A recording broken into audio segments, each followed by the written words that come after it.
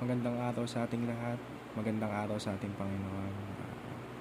Ngayong araw ay pagbubulay-bulayan natin ang mga salita ng ating Panginoon. Pero bago ang lahat ay samahan niyo muna akong manalangin. Panginoon, pinupuri kita, pinasasalamatan kita sa lahat ng oras, sa lahat ng pagkakataon. Maraming salamat dahil ako'y ligtas ngayon, ligtas ang aking pamilya. Papasalamat ako sa iyo palagi sa mga biyaya pinagkakaloob mo sa akin. Lubos-lubusan ang mga biyayang pinagkakaloob mo sa akin. Patawarin mo po ako sa mga nagagawa kong kasalanan. Mapasinasadya ko man yan o hindi. Patawarin mo po ako, Panginoon. Alam kong hindi ako karapat-dapat, pero ginawa mo akong karapat-dapat para sa iyo. Buksan mo po ang aking isip, buksan mo po ang aking diwa. Bigyan mo po ako ng kalakasan, bigyan mo po ako ng kaliwanagan upang mapagbulay-bulayan ang iyong mga salita. Ang lahat ng ito ay inaalay ko sa matamis na pangalan ni Jesus. Amen. Ang bersong pag-aaralan natin ngayon ay ang 1 John chapter 3 verse 2 to 3. Sinasabi dito ng Diyos na, mga minamahal, mga anak na tayo ng Diyos ngayon, ngunit hindi pa nahahayag ang mga nagiging kalagayan natin. Ngunit alam natin sa pagdating ni Kristo, tayo ay magiging katulad niya, sapagkat makikita natin kung sino talaga siya. Kaya't ang sino mang may ganitong pag-asa kay Kristo ay nagsisikap na maging malinis tulad niyang malinis. Noong unang panahon, si Eva at Adan, kaya nilang makipag-fellowship sa ating Panginoong Diyos amang lumikha. Ngunit dahil nga sa kasalanan, nahulog tayo sa kasalanan, naging malayo ang loob ng Diyos sa atin. Pero sobrang blessed pa rin tayo kasi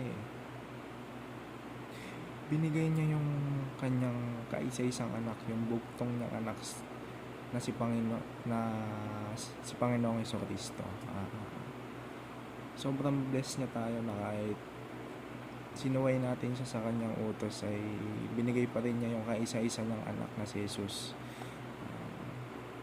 Dahil nga ron, nagkatawang tao si Jesus.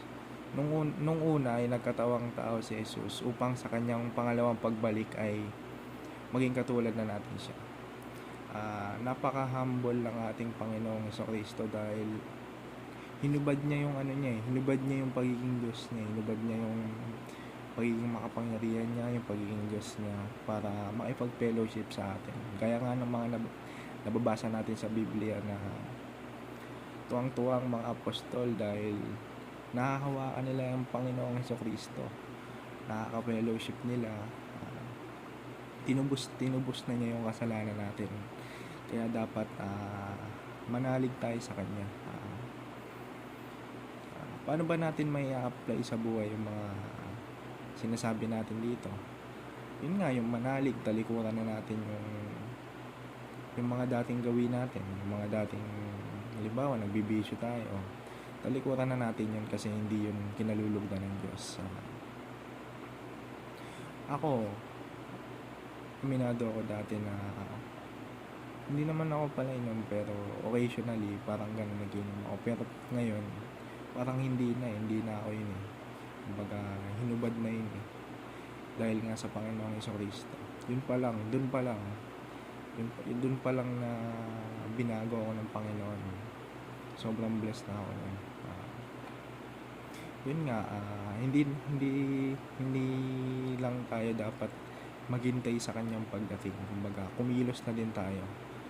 Kasi faith, pananampalataya lang yung makakapagligtas sa ating lahat. Hindi tayo masasalba ng mga gawa natin kasi hindi natin pwedeng iabang sa Panginoon yung mga gawa natin . Faith lang talaga. Kaya sobrang blessed natin na tinubos ng kaisa-isang anak ng Diyos Ama na si Panginoong Jesucristo ang ating mga kasalanan. At yun lang po. Samahan niyo ulit akong magdasal upang sa ikalulugod ng ating Panginoon. Panginoong Jesucristo, So ako nagpapasalamat sa iyo sa pagtubos ng aking kasalanan. Pinupuri at sinasamba kita sa lahat ng oras. Patawarin niyo ako kung minsan. Patawarin mo ako, Lord, kung minsan nawawalan ako ng oras sa inyo na hindi dapat pipilitin kong gawin ng mga bagay na ikalulugod mo. Yun lang ang aking panalangin sa matamis na pangalan ng Jesus. Salamat, Lord. At salamat din po sa pakikinig. Yun lang. Salamat.